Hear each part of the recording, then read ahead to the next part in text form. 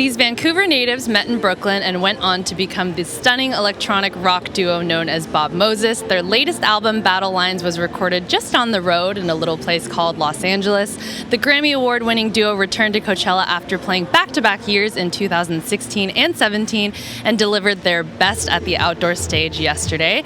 So welcome Tom and Jimmy of Bob Moses to Coachella 2019.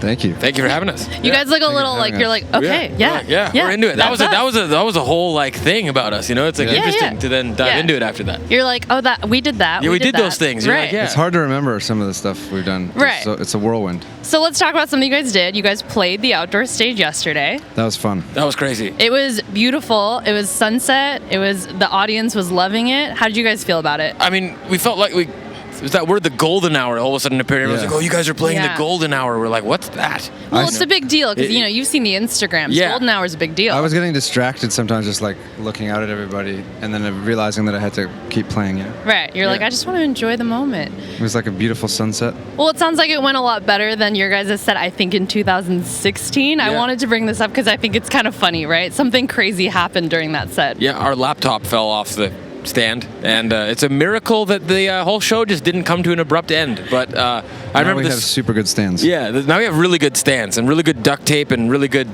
Right. Yeah. We're out here learning lessons at Coachella, right? We are. That's for sure. That's amazing. So I know that you guys also had a really special moment that I loved. You guys did a bit of a Prodigy tribute. Tell me about that. We did. I mean, we love that band. We're huge fans, and we were really saddened by Keith's passing.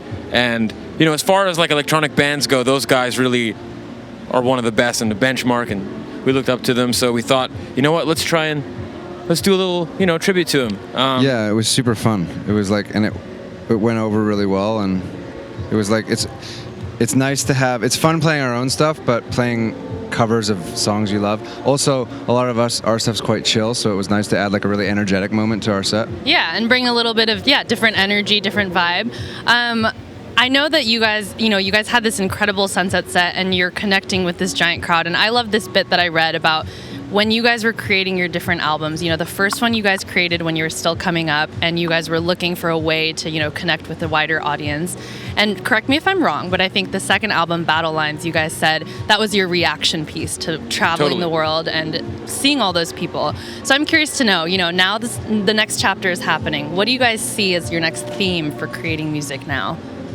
That's a good question. That is a great question. You're rolling in the stumpers today. Yeah. I think that that's one of those things it'll present itself like it's when you write, you never know what you're writing. You sort of write to figure out what you're writing about. So that's a process that when we actually sit down to make the next record, we sort of let the subconscious kick in and kind of go like, all right, what have we been feeling over the last year? What's sort of inspired us? And it starts to slowly come out. And when in its infancy, you can start to see like, all right, this is sort of where we're going with this. And so you kind of just have to let it happen naturally and not go in being so like, all right, this is what we're doing. This is what it's about. Yeah. You got to that's the whole creative thing. You got to give yourself a chance to be creative. Yeah. Let the magic happen. Yeah. Yeah. So maybe we have a good friend who was always saying you need a sunset song and a sunrise song, so that sunset set was pretty inspiring, so maybe it'll have something to do with that. Maybe Coachella needs to open up a little early so we can do a sunrise. There we go. There's an idea. I'm into that. Idea we can for experiment.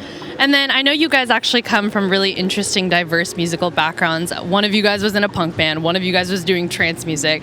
I'm so curious to know how you guys feel like that, genre diversity has affected and, brought up the music that you guys create together. I mean, we also, in that same breath, had a very similar musical upbringing, like growing up in Vancouver, listening to the same radio stations and stuff. So I think that we both have very eclectic tastes, and we sort of were very interested in bridging the gap between electronic music and more classic songwriting and rock and stuff like that.